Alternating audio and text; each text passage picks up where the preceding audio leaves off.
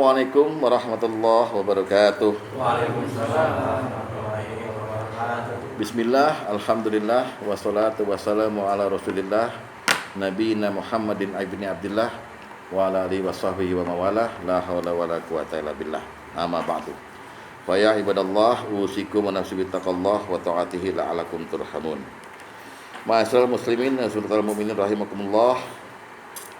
Kembali lagi-lagi tetap kewajiban kita adalah memuja Allah, memuji Allah, bersyukur kehadiratnya, kehadapannya atas segala nikmat-nikmat yang sampai saat ini masih kita rasakan.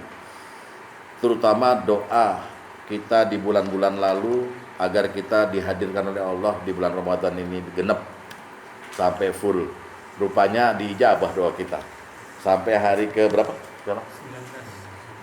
19 kita masih utuh. Belum ada yang meninggal dunia, amin ya rabbal alamin. Mudah-mudahan terus ya sampai Ramadan berikutnya kesempatan untuk minta ampun pada Allah masih kita bisa raih, amin ya rabbal alamin. Yuk kita masuk ke dalam materi utama kita, yaitu syarat-syarat khusus doa bisa dikabulkan. Kita masuk kepada syarat ke berapa yang saya ringkarin? Ketiga. Ya, orang-orang yang berdoa cepat dikabul, selain pertama dia harus tujuan doa harus baik ya. Lalu juga mengambil waktu-waktu yang tepat untuk berdoa, sudah diterangkan kemarin. Sekarang orangnya, orang seperti apa yang doanya cepat dikabul? Jadi nggak semua kita ini doa langsung dikabul. Bisa hanya diberi pahala, bisa hanya dijawab gitu. Tapi permintaan kita itu loh, permintaan kita itu toto wujud bisa dikabul itu. Orangnya seperti apa? Tercatat mungkin saya salah atau kurang. Ada 10 golongan. Bisa lebih. 10 golongan. Jadi ada 10 golongan orang yang memang doanya itu menurut nas yang sahih akan cepat dikabul. Ya. Saya minta asisten untuk menulis dulu 10-10-nya. Ya, di nomor itu sudah saya beri nomor. Ada yang ya. Pertama adalah anak soleh. Anak soleh. Ya, macam Faiz ini loh. Macam siapa namanya? Ini Abdul Fatah, macam siapa lagi nih? Sifa. Itu anak-anak soleh. Amin. Amin. Anak-anak bapak juga di rumah, ya. Yang kedua adalah orang tua soleh.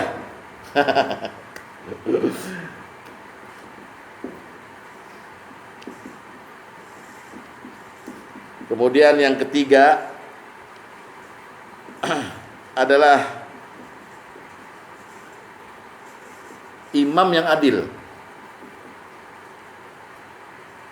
Yang keempat, ahli zikir. Kelima, orang yang nggak punya masalah dengan orang lain.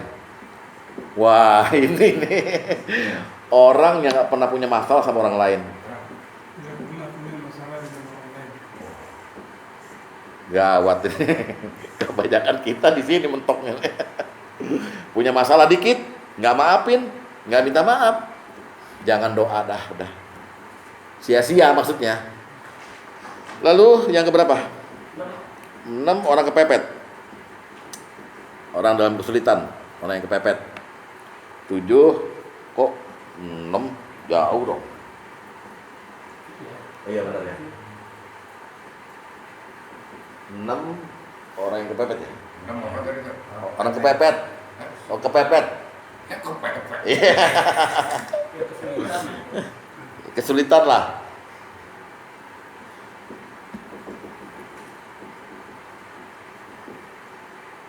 7 musafir. 8 bebas sihir dan riba ya. 7 apa Kak? Musafir. 8 bebas sihir dan riba.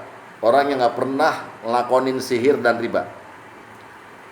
Ini jangan kira ya, oh saya nggak pernah sihir, belum tentu. Siapa tahu bapak pernah ke dukun gitu loh ya. Bebas dari sihir dan riba. Nomor selanjutnya bebas dari barang haram. Nah ini Pak Agus. Bebas dari barang haram dan pekerjaan haram. Terus deh apa lagi deh? 10 golongan lain dengan kias. 11 itu deh. Saimin. Nomor 10 soimin, orang yang puasa. Dan pekerjaan barang dan pekerjaan haram.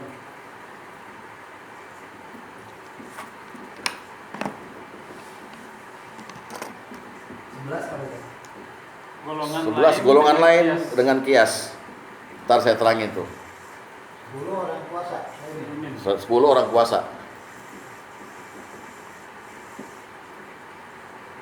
Orang puasa yang nambah kurus, bukan yang tambah gemuk tidur mulu, enggak. Oh iya. Nambah 4 kilo. Puasa apa? Kalau datang nunjukin perut mulu. Makasih Pak Asisten. Inilah golongan orang-orang. 11. Iya, 11 golongan lain dengan kias. Dengan kias. Ya, ntar saya terangkan maksudnya apa tuh golongan dengan kias. Udah ya, kita mulai ya. Mulai satu persatu ya.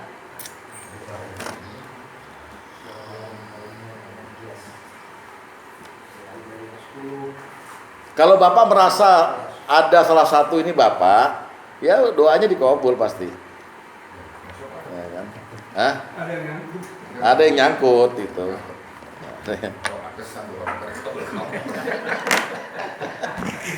Bukan enggak ditahan.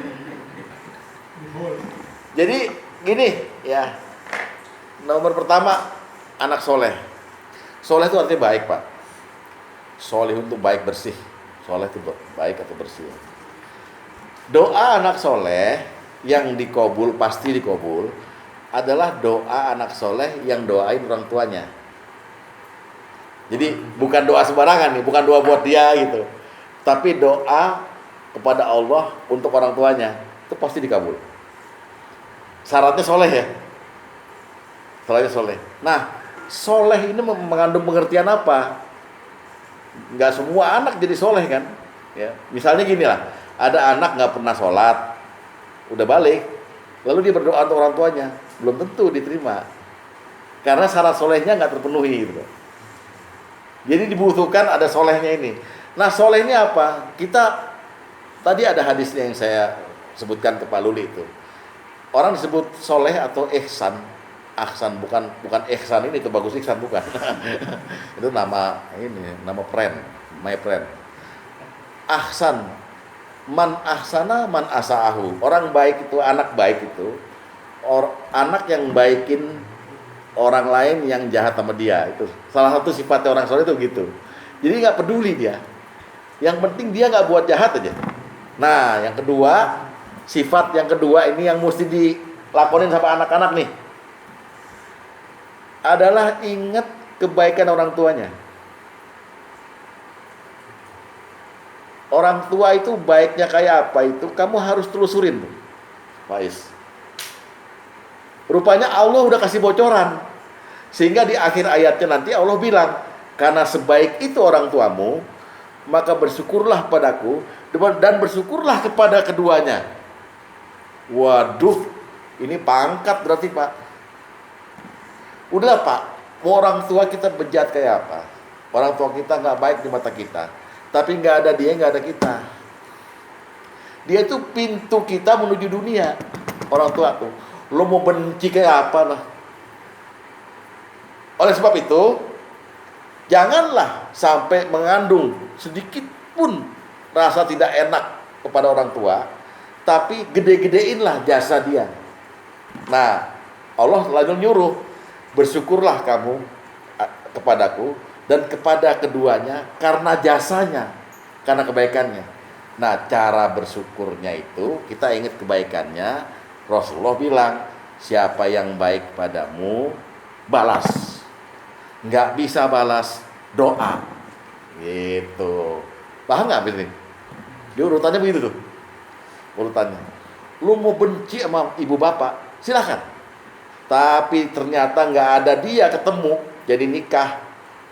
Nggak ada kamu. Nggak ada. Ada dalam bentuk lain. Misalnya Mas Bambang jadi Mas Bimbing gitu.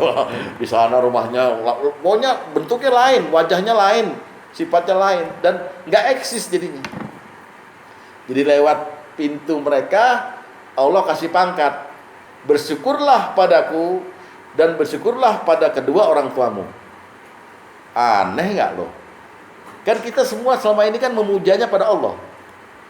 Tapi ternyata ada Allah kasih pangkat itu. Anda juga harus bersyukur pada kedua orang tua. Malam yaskurin nas, lam yaskurullah. Lam yaskurillah. Siapa yang nggak pernah bersyukur pada manusia, nggak akan pernah disebut bersyukur pada Allah. Kata Nabi begitu. Buka surat Luqman ayat ke-14. Surat 31 ayat 14. Surat Luqman ayat 14.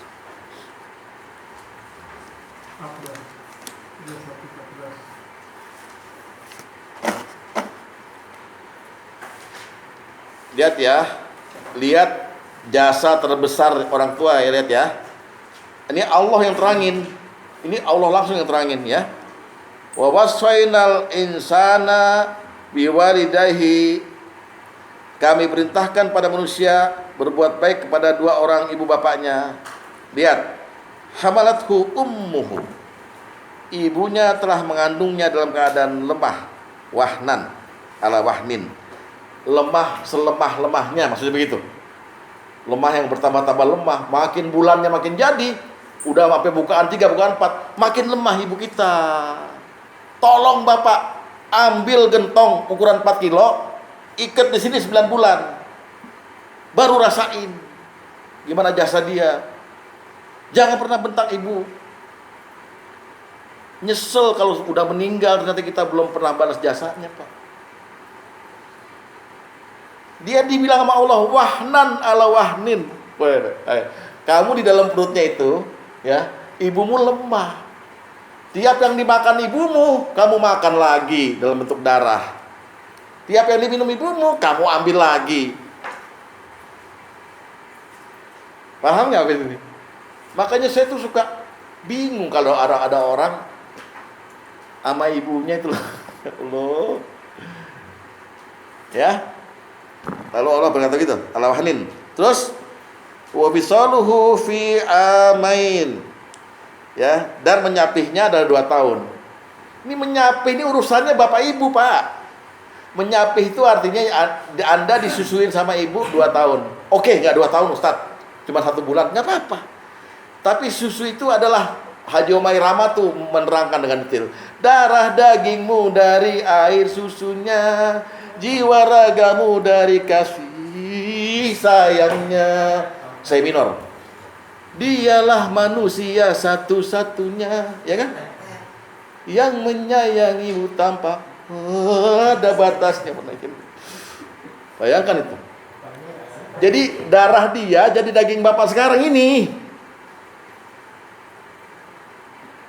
Anda tuh satu badan, satu tubuh sama orang tua. Nah bapak ngapain? Cariin duit buat makanan emak lo waktu lo nyusu sehingga ada gizi yang masuk. Ya, menyapihnya adalah 2 tahun. Lalu Allah perintah, Anis kurli, atas jasa-jasa itu aku ciptakan mereka sehingga ada kamu bersyukur padaku. Terus wali walidaika, dan bersyukur pula pada kedua orang tuamu. Ini saya pengen kasih, ini semua anak soleh sebetulnya. Iya kan? Apalagi yang masih hidup orang tuanya. Ingat sekarang ya. Terus ilayya masir, dan semua kamu akan kembali padaku. Di sini, Pak. Lalu Rasulullah bilang, seandainya ada orang berbuat ma'ruf padamu, berbuat kebaikan, balas. Sekarang saya tanya Bapak, Rasulullah perintah begitu. Bapak sanggup nggak balas jasa ibu Bapak? Sanggup nggak? Materinya diuangin deh. Keluarga saya, Pak, ada yang dulu ngomong begitu sama orang tua saya. Saya mau pergi dari rumah sini. Kalau saya udah punya uang, saya balas semuanya. Mana bisa, Bos. Waktu ngelahirin, ibu saya cerita, waktu ngelahirin saya, dia tuh ruhnya udah di atas, Pak. Ngeliatin saya 4,3 kilo lahirnya. Gede, berat. Bawa ke Cipto. Dari Ben Hill dibawa ke Cipto. Saya kan lahir di Ben Hill. Saya nangis waktu beliau cerita itu pada saya. Terus saya pengen nanya nggak tega, takut nyakiti hati beliau. Apa yang bisa saya lakukan untuk itu? Apa yang bisa saya balas? Jadi jangan main-main. Makanya Allah katakan, saya kasih pangkat kedua orang tuamu itu, kamu selain bersyukur sama saya, bersyukur pada mereka. Bersyukur, terima kasih, tapi ya kata Rasulullah, ya balaslah. Nah, seandainya kamu nggak bisa balas, wala tajidu, nggak menemukan sesuatu untuk balas, fadaulah, doakan mereka. Nah, jadi perintahnya ini langsung dari sumber Islam yang utama, Allah dan Rasulnya, maka pasti dikabul, Pak. Doa kepada orang tua pasti dikabul. Selagi dia hidup atau selagi sudah wafat, sama-sama dikabulnya. Makanya dia dapatkan di pertama, anak soleh adalah orang yang pertama yang doanya pasti dikabul. Maksudnya doa untuk orang tuanya. Paham ya? Kita lihat hadisnya dulu.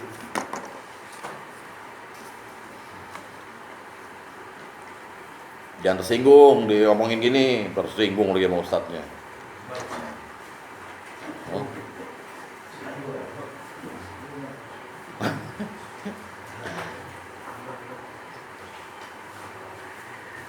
Hadis pertama. Apa kata Rasulullah? Dari Ibnu Umar radhiyallahu anhu bahwa Nabi sallallahu alaihi wasallam bersabda. Lihat sabdanya baik-baik. Apa kata Nabi? Man ata ilaikum ma'rufa. Barang siapa ada orang yang berbuat baik kepadamu. Apa kata Rasulullah? Fakafi'uh. Balas. Fa illam tajidu, kalau nggak sanggup balas, fada'ulah, maka doakanlah untuknya. Siapa yang nangkep hadis ini sebagai anak soleh, langsung inget dong, yang paling banyak berbuat baik pada kita siapa? Orang tua. Mau mereka cerewet kayak sekarang, dulu lu lahir dari mana? Kecuali kalau ada yang bilang gue lahir di Lepeh, lain dah urusannya.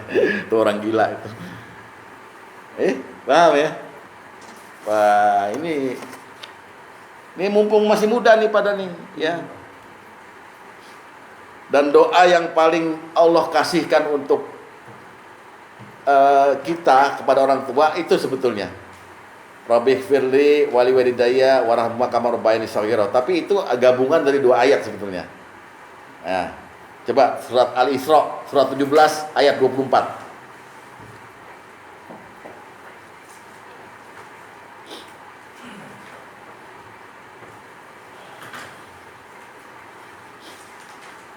Rabbighfirli wali walidayanya di tempat lain ya, nanti saya kasih tahu. Ini yang warhamhuma ya. Apa kata Allah? Wahfid lahuma. Rendahkan dirimu terhadap keduanya. Jangan sombong loh, udah punya mobil, udah punya kerjaan jadi direktur, datang orang tua ya malah maki-maki. Jangan, rendahkan dirimu ya. Terus apa tuh?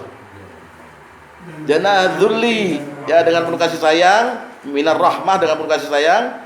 Wakul, ucapkan Rabbirhamhuma kama rabbayani shaghira. Baik mereka udah masih hidup atau udah wafat, ya boleh digabung Rabbighfirli ya, terus wali walidayya, kan itu ada di ayat lain nanti.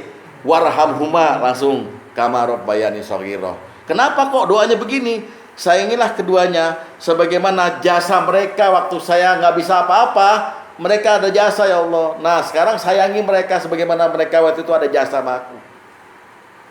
Emang bapak bisa cebok sendiri? Umur setahun, umur 6 bulan, kerjaannya nangis mulu, minta makan, betul?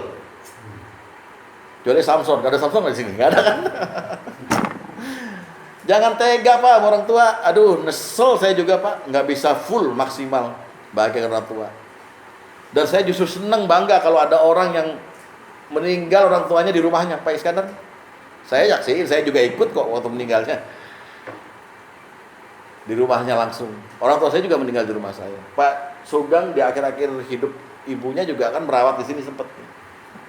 Ayo, gemarkan jadi hobi untuk balas jasa orang tua. Karena nggak sanggup balas, doain. Rabbik firli wali walidayya warhamma kama rabbayani shaghira. Allah kabul. Apalagi mereka udah wafat, kita masih doain, pasti Allah kabul. Di mana pastinya? Tadi dulu, kita lihat dulu. Hadis nomor 2. Dari Anas bin Malik, dia berkata, saat aku duduk bersama Rasulullah, tiba-tiba ada seorang laki-laki dari kaum Ansor yang datang dan bertanya, wahai Rasulullah, apakah masih ada perkara yang tersisa yang menjadi tanggung jawabku berkaitan dengan bakti kepada kedua orang tuaku setelah mereka berdua meninggal yang masih bisa aku lakukan? Nabi menjawab, betul, yaitu ada 4 hal. Pertama, as-salatu alaihima wal istighfaru lahuma. Engkau doakan dan mintakan ampunan bagi mereka.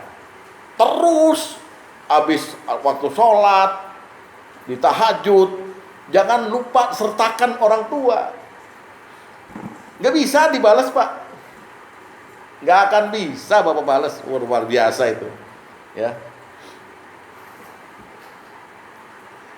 Terus yang kedua, melaksanakan janji mereka, memuliakan sahabat mereka, menyambut silaturahim dan sebagainya. Tapi intinya doakan dan mohonkan ampun. Contoh mohon ampun untuk orang tua itu surat Ibrahim itu loh. Rabbana firli wali walidayya walil mu'minin yauma yaqumul hisab, atau Rabbik firli wali walidayya. Sambung sama yang tadi, warhamma kama rabbayani shaghira. Ya Allah, ampuni aku dan ampuni kedua orang tuaku. Doa yang itu pasti dikabul. Pasti dikabulnya apa? Karena orang tua yang kita doakan minta ampun itu terus di hari kiamat nanti akan heran bertanya pada Allah, kenapa aku di sini? Kenapa derajatku kok tinggi di akhirat ini? Anakmu itu loh yang namanya Purwanto itu tiap hari istighfar buat kamu. Gitu. Artinya pasti dikabul, disimpan mau. Maksudnya Heri Purwanto? Bukan. Gengso. Merek ini kayak Braso itu, Gengso. Hadis nomor 17. Hadis nomor 17. Hadis nomor 17 ya. Dari Abu Hurairah radhiyallahu anhu, dia berkata, Rasulullah SAW bersabda, sungguhnya Allah azza wa jalla meninggikan derajat seorang hamba yang soleh di surga. Ya, bapak dan ibu lah ya. Sehingga hamba tersebut bertanya, ya Rabb, bagaimana semua ini bisa menjadi milikku? Allah berfirman, bi istighfari waladika lak, karena istighfar anakmu untuk dirimu. Waduh.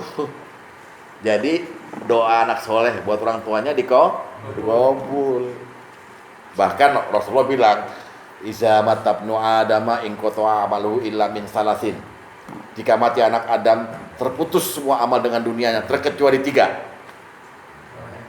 Shadaqatun jariyah, ilmu yang bermanfaat, dan anak soleh yang mendoakannya. Artinya begini.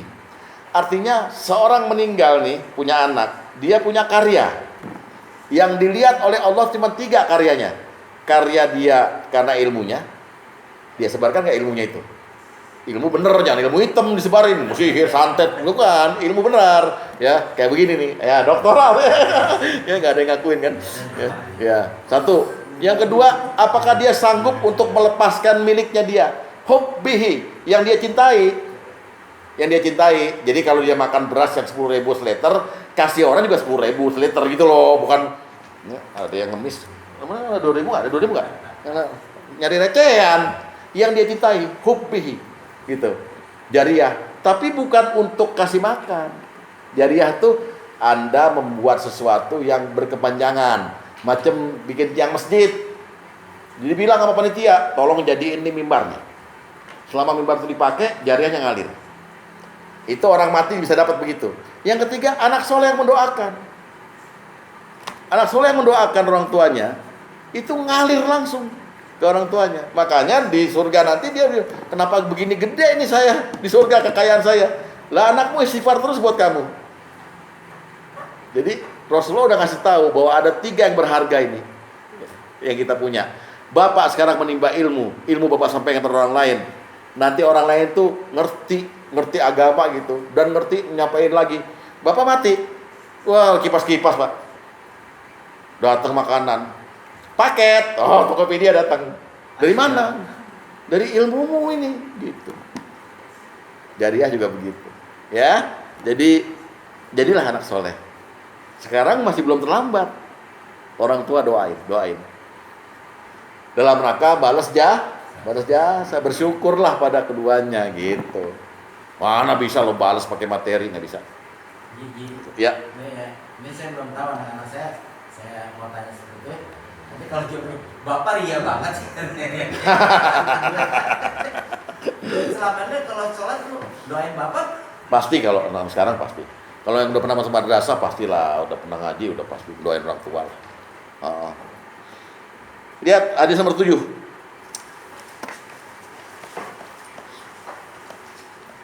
Dari Abu Hurairah bahwa Rasulullah SAW bersabda, apabila seorang telah meninggal dunia, iza matal insan, ya, in qata'a anhu amaluhu illa min salasin. Terputuslah semua amal perbuatannya kecuali 3 perkara. Ya, yang pertama illa min shadaqatin jariyah, yaitu sedekah jariyah, terus au ilmin yuntafa'u bih, atau ilmu yang bermanfaat yang disebarkan ketika hidup, au waladin sholihin yad'ulah, atau anak soleh yang mendoakannya. Rutin mendoakannya, makin bagus pahala yang sampai pada dia. Tapi ingat, waspada ya. Ini buat anak-anak yang bukan soleh tapi toleh. Ada lagi hadis lain, la falyataqillaha wa la tu'zu mautakum. Bertakwalah pada Allah dan jangan kau sakiti orang mati di antara kamu. Wah, apa maksudnya kata sahabat? Maksudnya begini loh. Anda ketika bapak ibu udah mati, Anda itu dianggap hasil karya orang tua, anak nih. Sama dengan sedekah jariah sama ilmu tadi, Anda tuh hasil produksi orang tua. Sehingga gerakan Anda mempengaruhi nasib orang tua di alam barzah. Anda maksiat, orang tua kena getahnya. Anda berdoa, Anda haji, Anda mabrur segala macam, orang tua juga kena getahnya. Tinggal pilih. Mau nyiksa atau mau bersyukur? Tinggal pilih. Mungkin jadi orang baik aja dah, aman. Gitu kalau Ustadz. Ya. Ya jangan tersinggung nih Pak. Bahaya kalau tersinggung sama saya. Ya. Kita nggak bisa sahur. Kan bener nggak? Di barusan tersinggung dia. Oh. Langsung apalan Ustaz. Iya. Nah, jadi apa pasti dikabul? Pasti dikabul. Tersirat dalam kata-kata Rasulullah dalam hadis yang lain ini. Hadis nomor 10, lihat.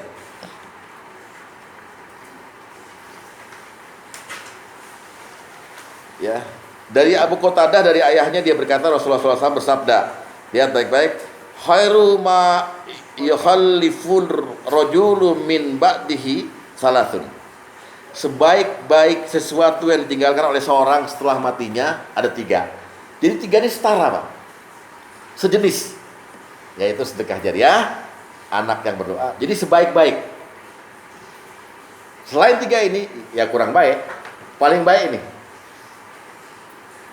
apapun gerakan bapak tahajud segala macam, orang tua langsung dibalas sama Allah, ngalir pahalanya ke mereka juga itu loh. Ini antiknya Islam. Makanya doa kita kepada orang tua, bahagiakan dia. Ya Allah, jadikan kuburannya adalah kuburan yang berupa taman-taman surga. Jangan jadikan dia di tempat yang jurang-jurang neraka. Gitu. Berikan dia rezeki terus. Rezekinya orang yang jihad fisabilillah. Karena mengandung itu kan jihad juga. Hamil itu kan jihad. Orang tua cari kerja itu loh. terus bawa pulang duitnya buat beli beras itu loh, buat kita makan itu kan jihad itu, ibadah. Dinarun anfaqtahu fi sabilillah wa dinarun anfaqtahu dan dinar untuk jihad fi sabilillah, dan dinar untuk kasih orang miskin, dan dinar untuk orang janda, anak yatim, dan dinar untuk keluargamu, a'zamu ajru, lebih besar pahalanya dinar untuk keluargamu. Itu Rasulullah yang bilang. Artinya utamanya orang laki itu ya cari nafkah, bawa pulang. Loh itu jasa bapak kita, Pak. Jangan dianggap remeh. Iya, bapak kita sana pemabokan, biarin aja. Bukan disebutin. Hah? Bukan disebutin, biasanya ibu mulu. Oh iya, tadi ibu hamil. Kalau bapak yang menghamili. Masa gue bilang begitu kan lucu. Ya, udah paham mengenai nomor 1? Paham lah ya. Oh, bukan anak kecil lagi. Nomor 2, orang tua yang berdoa buat anak. Nah, ini spesial lagi. Doa orang tua buat anak itu, baik doa yang baik maupun doa yang buruk, udah pasti dikabul. Nah, gawat ini. Karena Rasulullah itu nitip satu ilmu sama kita. Bunyinya begini. Ridallahu fi ridal walidain wa suhtullahu fi suhtul walidain. Ridha Allah itu tergantung ridha dua orang tua. Dan murka Allah itu tergantung murka orang tua. Nah, ini hadis ini untuk kita ini, untuk para orang tua sebenarnya. Lihat baik-baik. Hati-hati sama anak. Kalau anak tuh kita benci, anak tuh kita marahin terus, itu namanya kita lagi murka sama anak, maka dia juga dalam wilayah kemurkaan Allah. Tadi itu hadisnya. Wa suqtullahu fi suqtul walidain. Murka Allah pada anak itu nungguin murka kita. Jangan sering-sering marahin anak. Karena begitu anak itu dimarahin sama kita, lalu kita benci ya, kita nggak senang gitu, maka dia dalam wilayah kemurkaan Allah. Waduh, pangkatnya orang tua nih hebat banget. Walidallahu firidal walidain. Kalau kita ridho sama anak, ya buat salah dikit ya kita maafin segala macam gitu, maka dia dalam wilayah keridhaan Allah. Karena ridho Allah kepada anak, nunggu ridho kita kepada anak. Itu hadisnya tadi. Paham nggak habis ini? Sehingga orang tua tuh kesaktiannya dalam tanda kutip adalah omongannya manjur pada anak, baik itu berupa doa, berupa vonis, berupa apa, manjur. Mending yang baik-baik ngomongnya kalau gitu. Ngapain bawa buku? Belajar? Alhamdulillah. Walaupun dia mau main PS terserah. Tapi kita hajar dulu dengan yang baik. Sehingga dia dalam wilayah kebaikan Allah. Buku pura-pura tuh dibuka juga enggak bukunya, selamanya dia goblok, Pak. Tuh Ustaz nih saking canggihnya ya ceramahnya. Gitu. Nah, kenapa? Oh iya.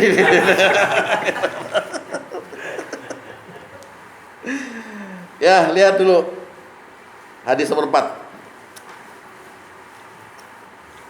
Dari Abu Hurairah radhiyallahu anhu, dia berkata, Rasulullah SAW bersabda, 3 orang yang mustajab, artinya doanya dikabulkan, tak ada keraguan padanya. Salah satunya yakni da'watul walidi ala waladi, doa orang tua kepada anaknya, pasti manjur. Wah, ini dia bekal anak sukses itu cuma doa orang tua, Pak. Ya Allah, selamatkan dia dari syirik. Pertama kita doa buat anak misalnya itu ya. Terus ya Allah, ya Hadi, berilah kan dia petunjuk langkah yang benar untuk bekerja dengan baik, yang halal. Beri dia jodoh yang soleha. Oh, Pak Yanto anaknya perempuan semua. Beri dia jodoh seperti ustaz saya. Ya gitu kan. Jadi ya supaya canggih gitu. Bukan saya yang mau ngelamar, bukan mertua. Seperti tadi. Iya. Jadi doa kita pasti manjur, doa kepada anak gitu. Lihat lagi untuk memperkuat hadis nomor 12.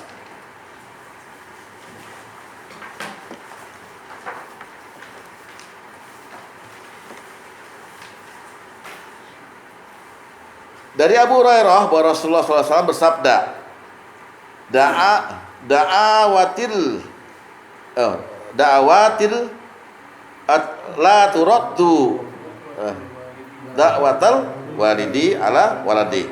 Doa yang enggak turut, enggak ditolak adalah doa orang tua pada anak-anaknya.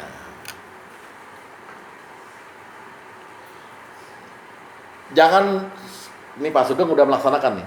Jangan lupa baca doa yang di surat Ibrahim ayat 40 itu loh. Rabbi ja'alni muqimas sholati wa min dzurriyyati rabbana wa taqabbal doa. Tuhanku, jadikan aku ini orang yang mukim sholatnya. Jadi udah nggak mungkin bolong-bolong lagi sholatnya. Dan juga jadikan anakku seperti itu ya Allah. Itu udah kunci utama hidup tuh itu. Orang kalau nggak sholat Pak, nggak sholat sekali dengan sengaja, karena memang males sholat gitu loh. Itu di neraka nanti Pak, ya. Mulutnya tuh dimasukin rantai sebesar 70 zirok gitu ya. Terus ditarik dari dubur Pak, sampai ususnya kocar-kacir. Pluk gitu. Rantainya itu satu long itu, kalau ditaruh di bumi itu, air laut kering, bumi kebakar. Lu mau gituin? Mau? Nggak sholat itu. Nah makanya Rabbi ja'alni muqimas sholati wa min dzurriyyati. Buka surat Ibrahim ayat 40. Surat Ibrahim surat 14 ayat 40. Itu doa paling utama tuh buat anak tuh. Ya Allah, jadikan aku orang yang sholat mukim, dan jadikan anakku juga sholat. Itu paling penting tuh. Ntar dah soal anak jadi direktur, ntar aja dah. Yang penting sholat dulu.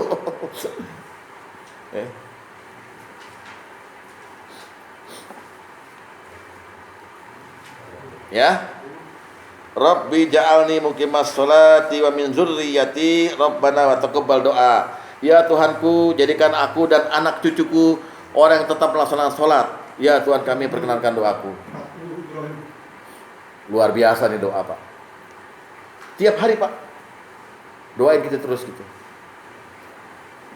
Jangan kepancing dengan keburukan anak. Nakal dikit biasa lah Pak. Anak tuh fotokopi kita kok. Anak tuh diri kita yang kedua, cucu tuh diri kita yang ketiga gitu loh. Kita diri yang pertama. Itu doang kok, fotokopi aja. Jadi kalau kita lagi marahin anak, sebenarnya sejatinya lagi marahin diri sendiri kita. Kamu turunan siapa? Kata anak, itu turunan bapak. Kamu turunan bison ya? Ya bapak bison dong kan gitu. Misalnya. Kita ngemplang diri sendiri Pak. Turunan apa? Turunan setan ya? Bapak setan. Apa sih? Ya, fotokopi doang gitu. Dan doa itu udah jelas tadi 2 hadis tuh. Mesti dikabul. Pasti dikabul. Nah, kalau pakai bahasa Allah, bahasa tinggi, bahasa Al-Qur'an, Allah selipkan doa untuk anak di doanya orang umur 40 tahun tuh loh. Sini.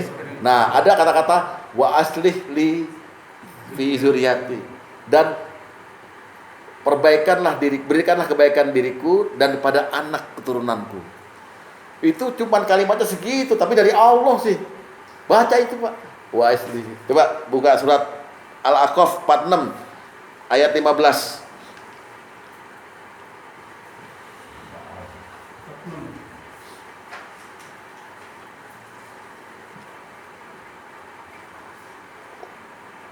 Ya, bunyi doanya begini. Langsung aja ke doanya ya. Rabbi auzi'ni an ashkura ni'matakal lati an'amta alayya. Ya Tuhanku, tunjukilah aku untuk mensyukuri nikmat Engkau yang telah Engkau berikan padaku. Terus apa tadi? Alayya wa ala walidayya, dan kepada ibu bapakku, kedua orang tuaku. Wa an a'mala sholihan tardahu, dan berilah dan supaya aku dapat berbuat amal yang soleh yang Kau ridhoi. Oke? Terus nah, wa aslih li fi dzurriyyati, dan berilah kebaikan kepadaku dengan memberi kebaikan kepada anak cucuku. Luar biasa nih doa Pak. Wah. Nah, kalau Bapak mau tahu itu sebenarnya kiai-kiai di pesantren itu doanya ini. Anaknya banyak yang jadi. Dipanggil gos ya. Ya kan? Oh, contohnya itu anak pesantren tuh Gus tuh. Agus Suryadi. Susah manggilnya Gus Agus. Ya Pak ya. Jadi kalau tadi kita sebagai anak soleh, kita ingat jasa orang tua. Sekarang kita sebagai orang tua, jangan sampai punya turunan-turunan di bawah kita nanti yang belok, yang menyimpang dari Allah. Kita yang jaga juga dengan doa gitu loh. Doa yang begini ini, doa anak pada orang tua, doa orang tua pada anak, doa yang dikabul. Jadi kepentingannya bukan materi Bang Aman. Kepentingannya adalah kesejahteraan bersama.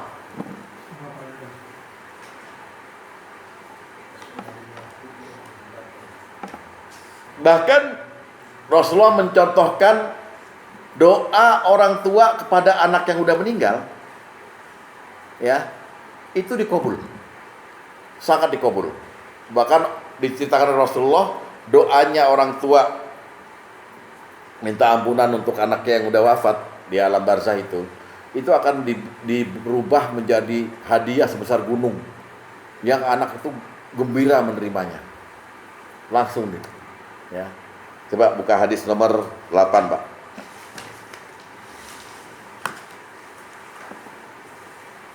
Dari Abdullah bin Ashash, dia berkata, telah bersabda Nabi yang mulia sallallahu alaihi wasallam, mal mayyitu fil qabri illa kal ghariqil mutagawwis. Keadaan mayit dalam kuburnya tak lain seperti seorang tenggelam yang meminta pertolongan. Lihat baik-baik. Yantasiru da'watan talhaku min abi wa ummi. Dia menunggu doa dari bapaknya, ibunya, saudaranya, dan temannya. Jika doa telah dipanjatkan untuknya, maka baginya doa tersebut lebih berharga daripada dunia dan seisinya. Sungguhnya Allah memasukkan doa dari orang hidup ke dalam alam kubur laksana sebesar gunung-gunung. Dan sesungguhnya hadiah pemberian dari orang yang hidup pada orang yang mati adalah memohon ampun kepada Allah untuk mereka. Jadi enak gitu Pak, antar keluarga silaturahim gitu loh maksud saya. Udahlah, nggak usah ada yang benci anak lagi, udah nggak ada yang marahin anak, nggak apa-apa. Bulan puasa tidur mulu, ya emang apa mau kerjain apa orang pandemi begini? Isolasi mandiri. Ya, saya bukan nyindir, teman kayak kura-kura deh. Gak bangun-bangun begitu aja baru bangun. Iya Pak ya, saking dikabulkannya itu.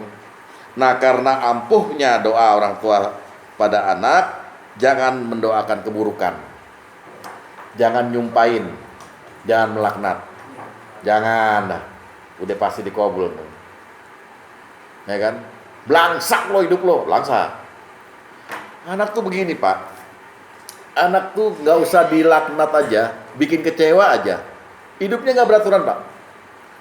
Saya ada orang tua di kampung, laki bini, anaknya udah di Jakarta semua. Anaknya nggak begitu kaya lah, biasa aja gitu.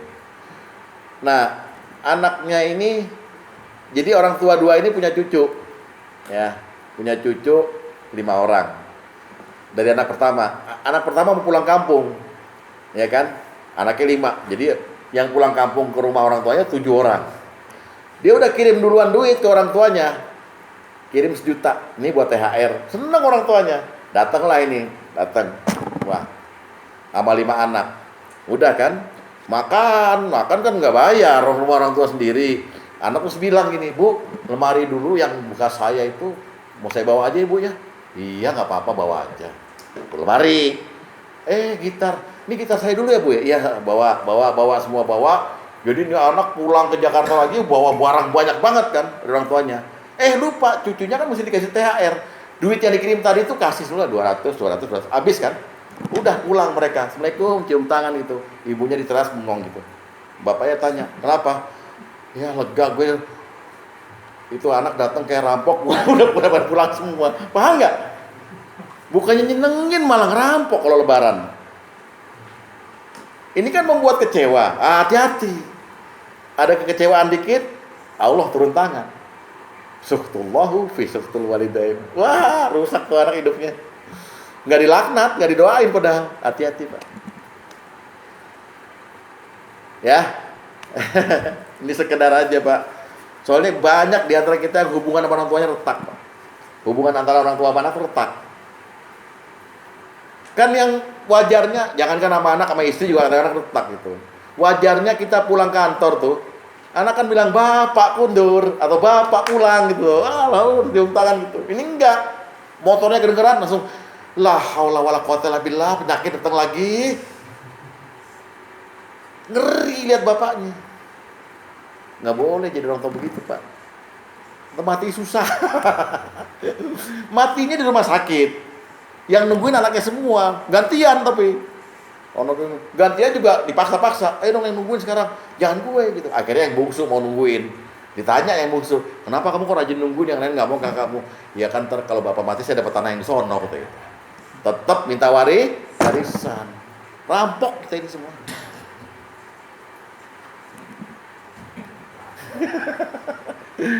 Syukur-syukur nggak ada yang kayak begitu ya di sini ya, nggak ada, nggak kan, nggak beda. Aduh. Tadi bapak bilang, bapak kondor, katakan bapak kondor ya. Hadis nomor 16. Nomor berapa? 16.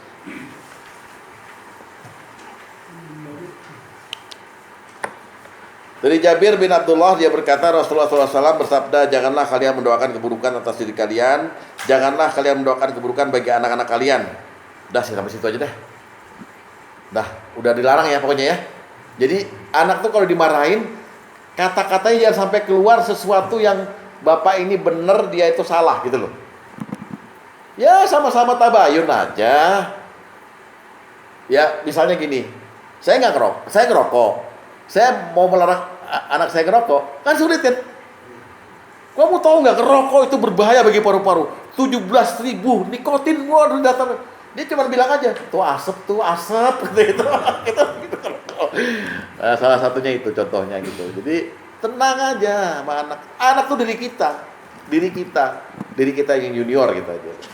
Ya, dia bikin kecewa kayak apa ya sama. Berarti kitanya yang dulu kayak begitu juga, sama aja lah. Ya kan?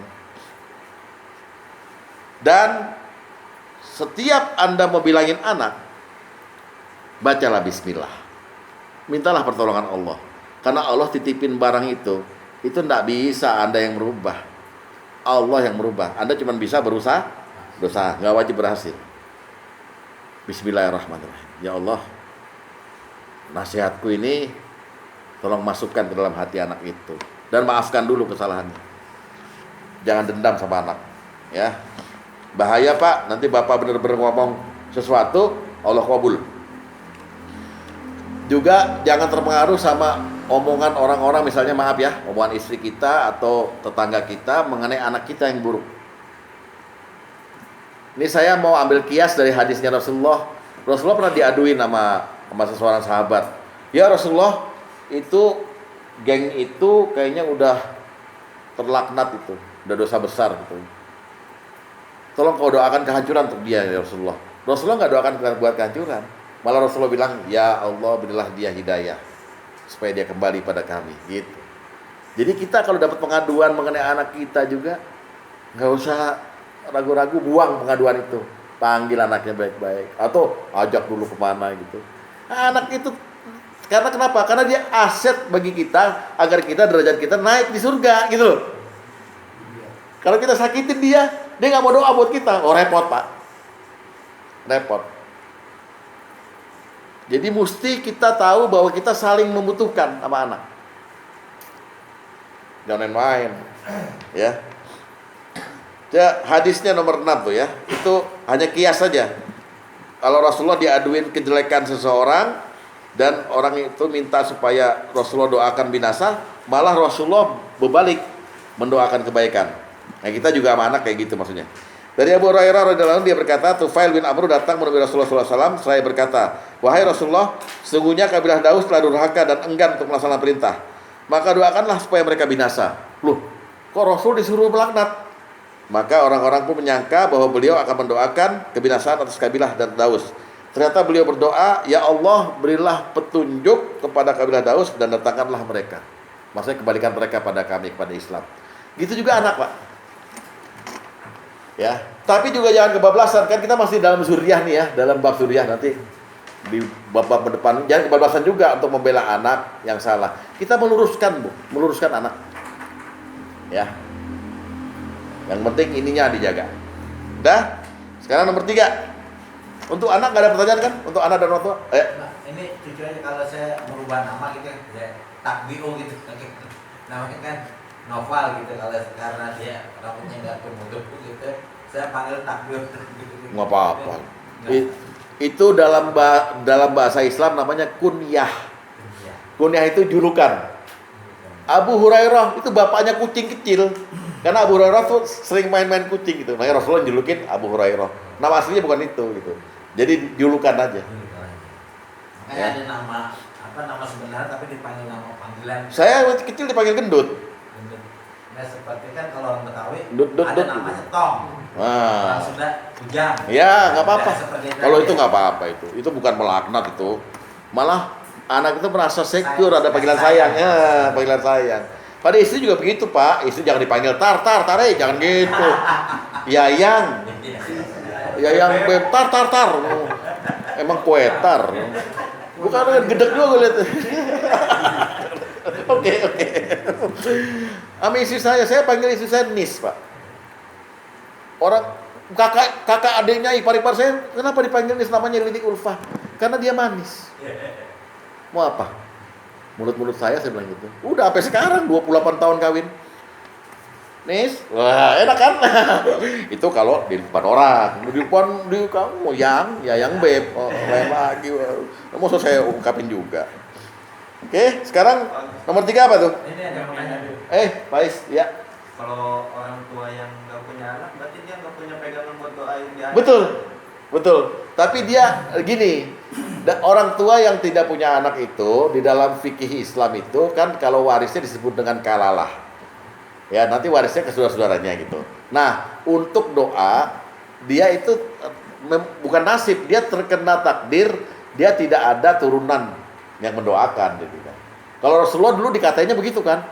Rasulullah tuh al-abtar. Abtar tuh putus keturunan karena anaknya Rasulullah selalu mati muda kecuali Fatimah. Zaman dulu sebelum jahiliyah orang punya anak tuh bangga. Punya anak laki terutama, wow bangga luar biasa Faiz. Makanya kamu mesti membanggakan orang tuamu. Ngaji yang banyak bagus, kamu ngajinya udah bagus. Tinggal membanggakan aja orang tuamu ya. Nggak perlu dengan tinggi-tinggi keinginannya jadi menteri, bukan begitu. Tapi kamu bisa di jalan kebenaran aja, pasti orang tua bangga. Betul Pak Bambang ya? Pasti orang tua bangga. Gitu ya. Jadi orang nggak punya anak memang udah Allah takdirkan begitu. Dia stop di situ. Jadi yang doain ya saudara-saudaranya gitu. Padahal doa anak pada orang tua ampuh. Apa? Ya mau banyak nih. Oh, lu 9. Kayak kelinci ya. Oke, terus sekarang nomor 3 apa? Imam yang adil. Ada jaminan Rasulullah tuh. Hadis nomor 3.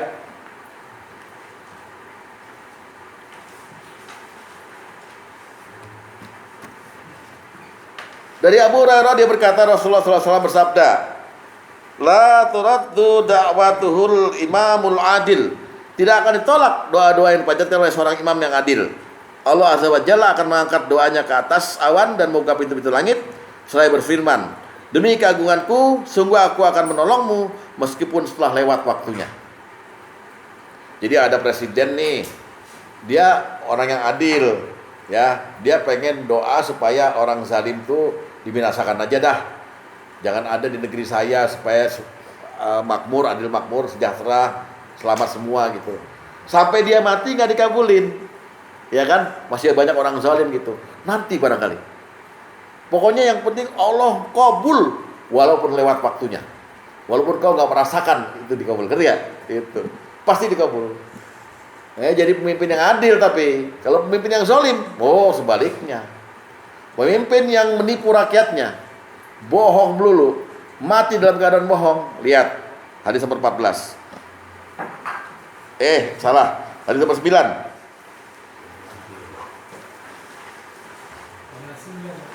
Hadis nomor 9, 14. Dek, bacain dek. Bismillahirrahmanirrahim. Dari Makil bin Yasar, dia berkata, aku mendengar Rasulullah Shallallahu Alaihi Wasallam bersabda, ma min abdi yastaru ihillahu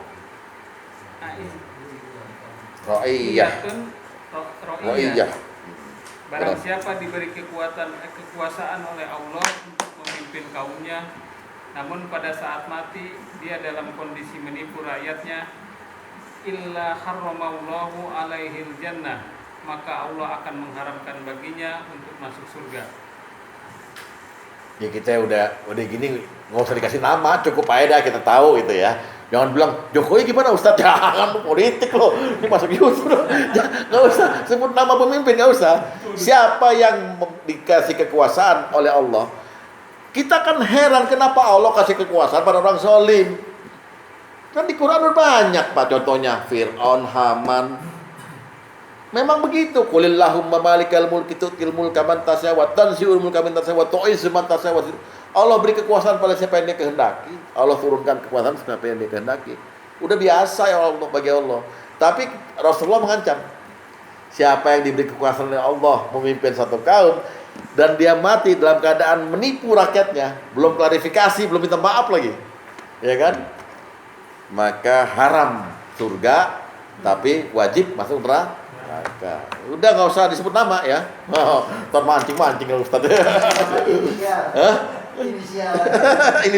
Jangan kalau ini ke bawah-bawah juga ya. Nah, imam yang adil itu nantinya nasibnya doanya nggak dikabul atau doanya pasti dikabulkan gitu. Di akhirat dia dikasih mimbar dari cahaya. Para nabi dan para syuhada tuh ngiri. Siapa tuh gitu? Itu namanya Pak Dede Herman. Kok ngapain dia? Dia mimpin ngaji. Gitu ya. Ketua kelas. Gitu. Diaminin sama sekali. Kejam dunia ini. Jenggot boleh panjang deh gitu. Ya. Hadis nomor 14. Hadis nomor 14. Tolong dibaca Pak Rasman yang Bismillahirrahmanirrahim. Dari Abdullah bin Umar, dia berkata, Rasulullah Shallallahu Alaihi Wasallam bersabda, Innal muqsitina indallahi ala manabira min nur. Sesungguhnya para pemimpin yang adil di sisi Allah akan berada di atas mimbar yang terbuat dari cahaya. Mereka akan berada di sebelah kanan Zat yang Maha Pemurah, dan kedua tangannya juga berada di sebelah kanannya. Mereka itulah orang-orang yang berlaku adil terhadap ketentuan hukum rakyat dan terhadap kekuasaan yang dilimpahkan kepada mereka. ya. Ini juga berlaku untuk memimpin dari kelompok yang terkecil, yaitu warga. Kullukum ra'in wa kullukum mas'ulun an ra'iyatih. Setiap kamu itu pemimpin, dan setiap pemimpin pasti dimintai pertanggungjawaban terhadap apa yang dipimpinnya. Pak Wajino, wah kata malaikat begitu. Sini, kamu kan pemimpin keluarga. Kok kamu jarang ketemu istrimu? Oh, saya kerja di Pak Nurul Iman. Nah, nggak apa-apa. Beres kan? Gitu. Ditanya nanti, kok nggak pulang-pulang? Namamu jadi Wagido Toyib. Bang Toyib, bang gitu kan. Gitu. Semua ditanya, sekecil-kecilnya. Ya. Oke, jadi imam yang adil pasti doanya dikabul. Khususnya doa buat rakyatnya. Umar bin Khattab pernah bersumpah, Pak Umar bin Khattab, aku pemimpin walaupun aku bukan yang terbaik. Ini bukan Abu Bakar, lain lagi Abu Bakar yang ngomongnya. Ini Umar bin Khattab. Seandainya ada onta atau kuda di Basrah, di Irak, yang terjungkel di jalan karena jalannya bolong, aku yang bertanggung jawab. Berarti dia nggak melaksanakan pembangunan jalan. Onta binatang kejungkel gara-gara bolong jalannya, dia bilang, aku yang tanggung jawab nanti di hadapan Allah. Gitu dong. Dia malam-malam dia ke rumah-rumah, ada yang nangis. Ada seorang ibu sama anak-anaknya lagi nangis, nggak ada makanan. Dia langsung ke Baitul Mal, ambil 2 karung gandum. Nah, stafnya bingung, mau kemana? Tenang aja kamu, taruh di gedungnya, ketok. Nih makan. Dan Umar juga yang kemudian memodifikasi ya, bukan bid'ah ini. Memodifikasi hukum untuk orang pencuri. Potong tangan kan? Sebelum potong dia tanya dulu. Sebelum potong nih, kamu kenapa mencuri? Ayo silakan khalifah ke rumah saya. Di rumahnya tuh ada orang kelaparan, Pak. Anaknya 7 apa 9 gitu kayak dia. Banyak anaknya. Lapar semuanya gitu. Udah 3 hari kami nggak makan dan saya terpaksa mencuri. Akhirnya dipotong tangannya, yang nangkep polisinya. Lu salah nangkep, ini mah kepepet namanya.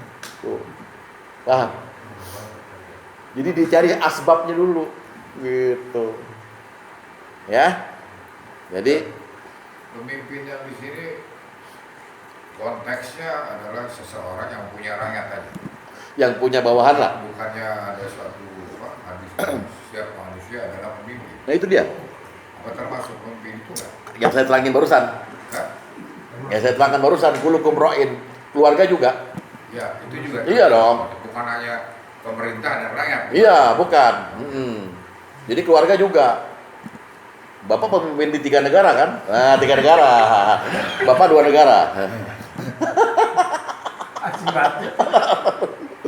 Kalau kita 1 negara semua. Negara dua. Ya. Tadi ya. Terus, nomor berapa? 4. Ahli zikir. Bapak ingatkan ada ayat Faskuruni askurkum waskuruli wala takfurun. Itu patokan tuh. Siapa yang zikir padaku, ingat padaku, aku pasti ingat pada dia. Aku pasti menyebut namanya juga gitu loh. Ya ini udah pasti berarti orang yang ahli ingat, ahli zikir pada Allah mesti dikabul. Udah jelas, udah pasti dikabul doanya. Nah, bapak-bapak udah mulai jadi ahli zikir nih. Udah berapa bab nih kan, puasi di rumah kan, subhanallah ya kan. Ya Allah yang Ghaniyun Hamid. Ya Allah yang Maha Kaya. Oh, mintanya materi. Ya kan? Hadis nomor 11.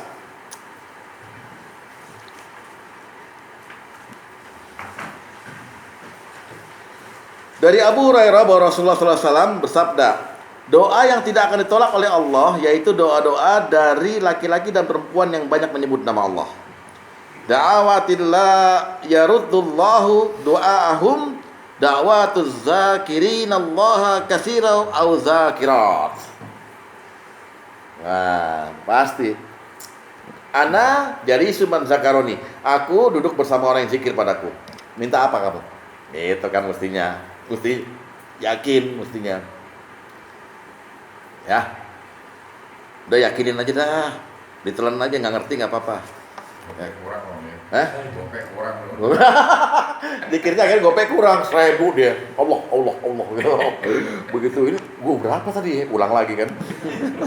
Nggak kelar-kelar sampai asar. Jadi 15.000. 15.000. Terus ini singkat aja, nggak usah diterangin lah soal zikir nih, kan kita lagi main di zikir. Apa? Tidak bermasalah dengan sesama. Gini Pak, orang kalau keluar rumah atau sekarang nggak usah pakai keluar rumah ya, nggak usah ketemu ya, pakai handphone juga ya.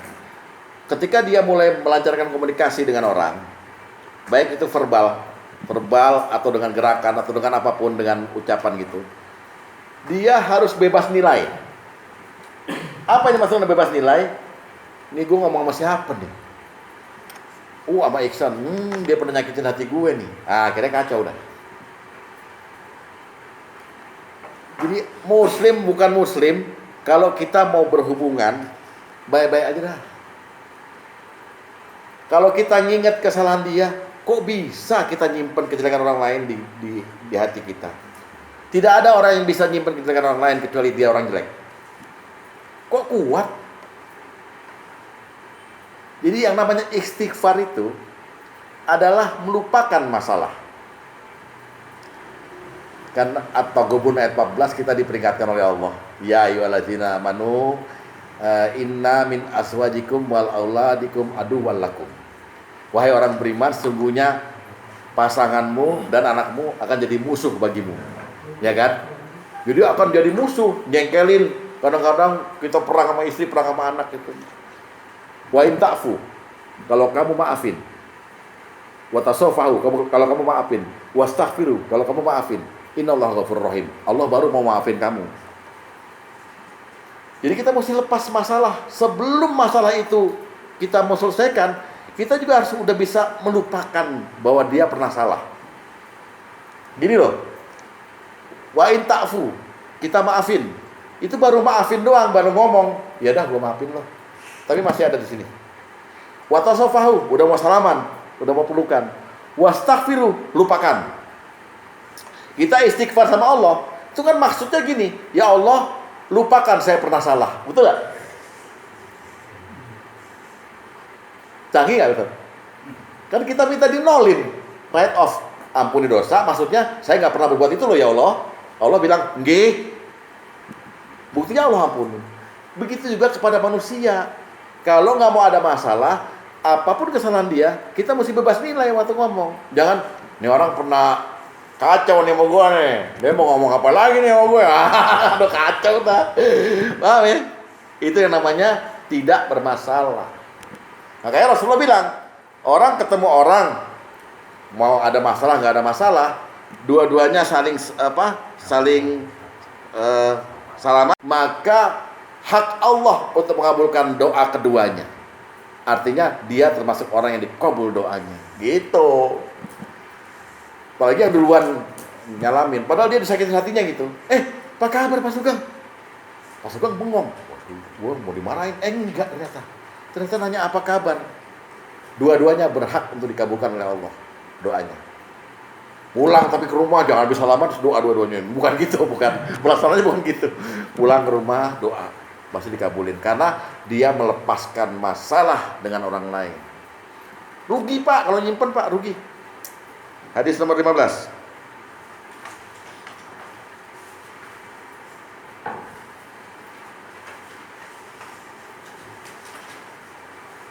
Dari Anas bin Malik dari Rasulullah SAW, beliau bersabda, tidaklah dua orang muslim bertemu, kemudian satu dari keduanya menjabat tangan saudaranya,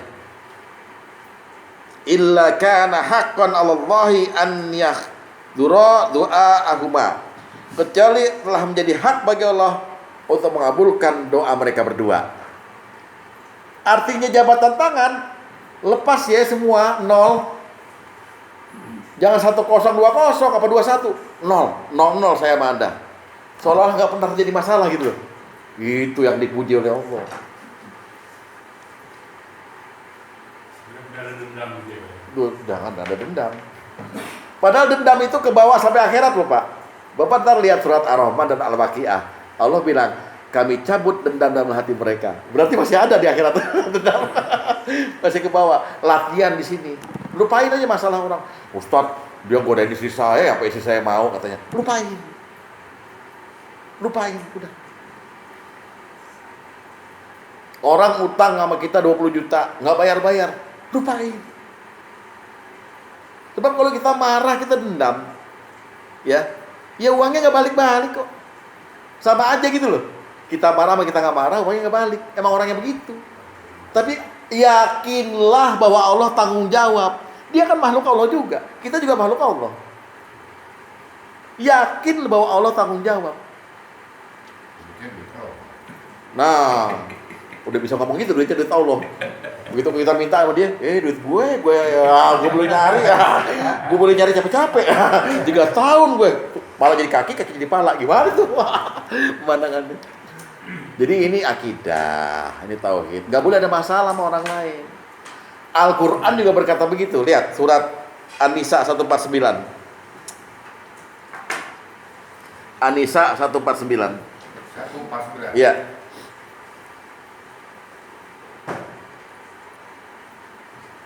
Jika kamu menyatakan suatu kebajikan, intubdu khaira,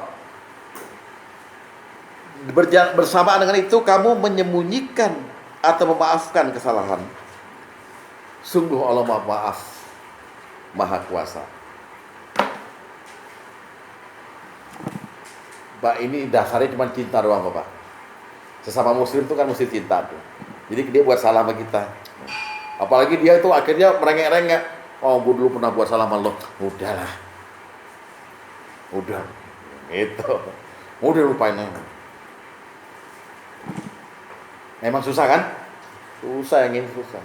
Bung Karno pernah berkomentar tentang Ibu Fatmawati. Ibu Fatmawati itu sakit hati karena selagi lahir anak-anak Ibu Fatmawati itu, Mbak Mega segala macam, kan di istana tinggalnya. Bung Karno kemudian nikah lagi dengan Haryati. Haryati yang orang seknek.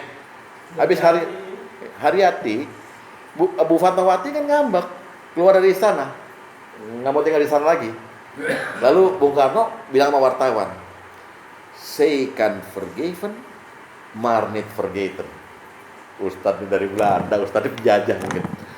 Dia bisa memaafkan saya, tapi dia nggak bisa melupakan kelakuan saya. Itu. Jadi belum istighfar, tapi hanya ta'fu wa tasafahu. Nggak bakal dikabulin dong. Jadi kita tuh kalau mau diampunin sama Allah, kita harus mengampuni orang gitu loh. Nggak boleh ada masalah sama Allah, ya harus nggak ada masalah sama orang gitu maksudnya. Susah kan Pak? Nah sekarang sampai rumah nanti habis sahur, habis sholat subuh, tolong kertas kosong ini tulis orang-orang yang masih punya masalah sama saya, atau saya masih punya masalah sama dia. Tutup. Bakal kaget loh. Ada kali 30 nomor, 100 nomor. Ternyata kita banyak persoalan sama orang. Baik itu orang lain di luar atau keluarga sendiri. Masih kita tahan-tahan, kita aduh ya Allah. Untung Ramadan, kalau enggak udah habis dia kan gitu kan. Dendam kan. Enggak boleh ada masalah. Ya, memang berat. Makanya Al-Qur'an itu berkata, "Khuzil afwa wa'mur bil urfi." Jadilah pemaaf. Dan suruhlah orang mengerjakan kebaikan. Maksudnya kalau menasihatin orang harus maafin dulu. Nggak maafin dulu, udah nggak bebas nilai jadinya. Jadi kita akhirnya berpihak kepada kesalahan dia. Habis kita cecer terus. Paham ya? Bahkan Rasulullah udah menerangkan setiap Senin Kemis Allah tuh kasih bonus pada orang-orang mukmin untuk buku amalnya diangkat terus diampuni dosanya, kecuali orang yang masih bersengketa. Allah nyuruh malaikat, diamin aja dulu, nggak usah diampunin dulu itu. Hadis nomor 5.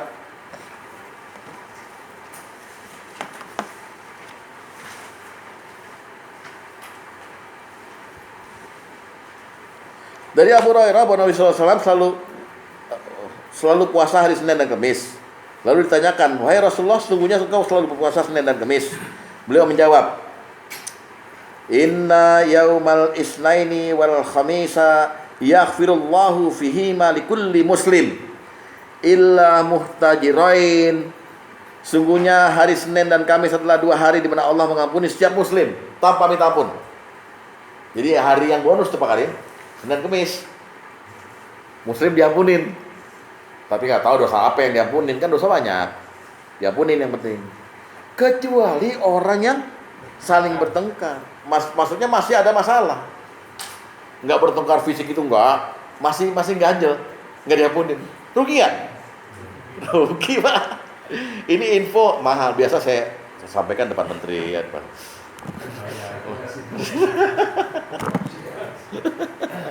Lu jangan terusin dong. Ya, jadilah pemaaf. Terutama Anda harus maafin saya, karena saya banyak membentak Anda dalam majelis ini kan gitu. Gunanya apa? Memotivasi. Tapi kalau sakit hati ya saya mohon dimaafkan. Nggak lain nggak bukan, cuman saya ingin mengajak kita sama-sama berangkat menuju jalan lurus, itu aja. Amin. Ya. Hah? Selanjutnya, orang kepepet. Ya. Mana? Kesulitan. Orang dalam kesulitan, kepepet. Buka surat An-Naml ayat 62. An-Naml surat 27 ayat 62.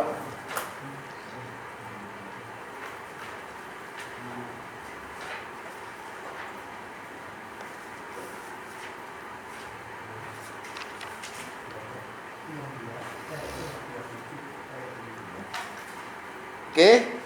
Apa kata Allah? A'udzubillahi minasyaitonir rajim.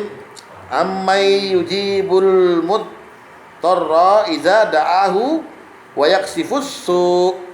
Bukankah dia Allah yang memberkankan doa orang yang dalam kesulitan apabila dia berdoa kepadanya dan menghilangkan kesusahan? Jadi Allah itu waktu orang kepepet berdoa itu sekaligus bekerja memperkenankan doanya, jadi hilang kesulitannya, diberikan jalan keluar, dan kesusahannya hilang hatinya. Ini udah dinas di Al-Quran. Berarti Allah langsung mengabulkan orang dalam kesulitan. Tapi ada syaratnya. Ini syaratnya agak kurang masuk akal. Ntar jadi hafalan ya. Kalau kita mau dikeluarkan, mau minta sesuatu, misalnya gini, saya perlu dana sekian di hari ini, oke? Ya, maka Allah memberi syarat. Kamu kasih dana pada orang yang kesulitan juga, nggak usah segitu, 1/100 juga nggak apa-apa. Yang penting kamu temuin orang yang lagi kesulitan, maka kamu kasih dia. Nanti saya kasih kamu setelah kamu kasih dia. Itu syaratnya. Rumusnya adalah ini yang perlu dihafalkan nanti ya. Wallahu fi aunil abdi ma kanal abdu fi auni akhi. Dan Allah akan menolong hambanya selama hamba itu menolong saudaranya. Jadi doanya dikabul kita waktu kesulitan. Langsung praktek. Sakit nih, flu berat. Ya Allah, mohon kesembuhan. Maka kita tengok-tengok tetangga, ada yang sakit, beliin dia obat. Nanti Allah kasih kesembuhan pada kita. Paham gak nih? Itu rahasianya tuh. Ini begini saya terangin depan menteri biasanya. Ngerti gak sih ngaku-ngaku doang? Ngerti ya? Lihat hadisnya. Nomor 13.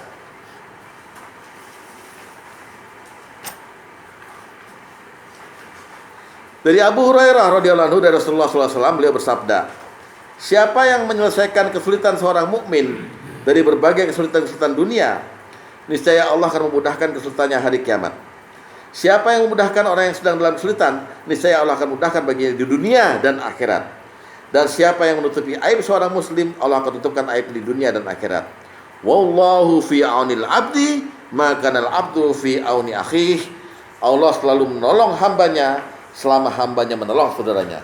Allah mengabulkan doa hambanya selama hamba itu mengabulkan doa kesulitan hamba lainnya. Oke, nangkep? Udah mau beres masalah gitu. Ustadz nih.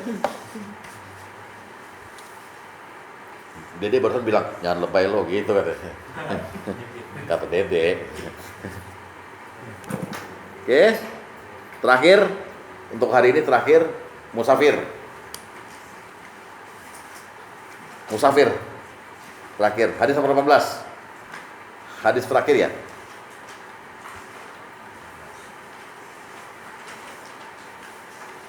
Dari Abu Ja'far, dari Abu Hurairah, dia berkata, Rasulullah SAW bersabda, 3 doa yang mustajab tanpa ada keraguan. Doa orang yang teraniaya, doa musafir, dan doa orang tua untuk anaknya. Nah, ini sebetulnya penjelasannya panjang, sepanjang ketika saya menjelaskan mengenai asnaf zakat yang namanya Ibnu Sabil. Jadi musafir yang doanya dikabulkan itu musafir yang kepepet dan teraniaya.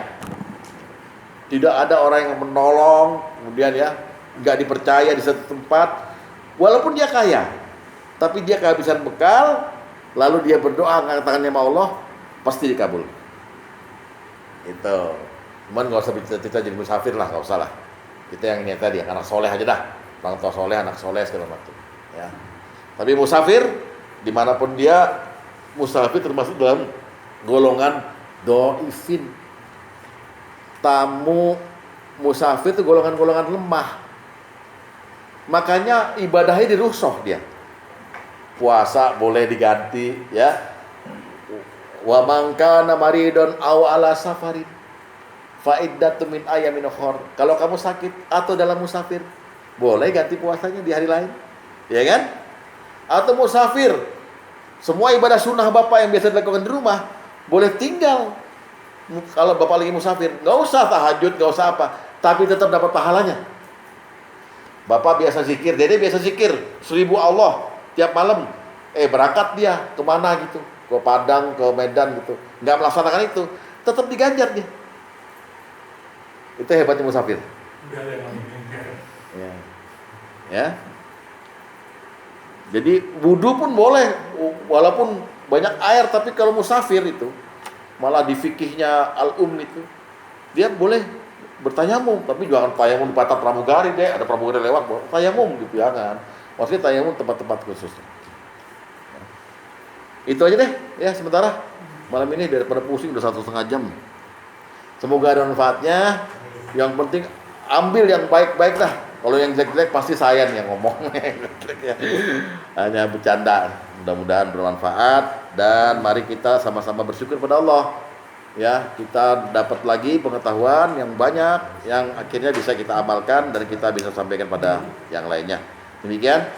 Usikum menafsi bitaqallah. Wassalamualaikum warahmatullahi wabarakatuh. Waalaikumsalam warahmatullahi wabarakatuh.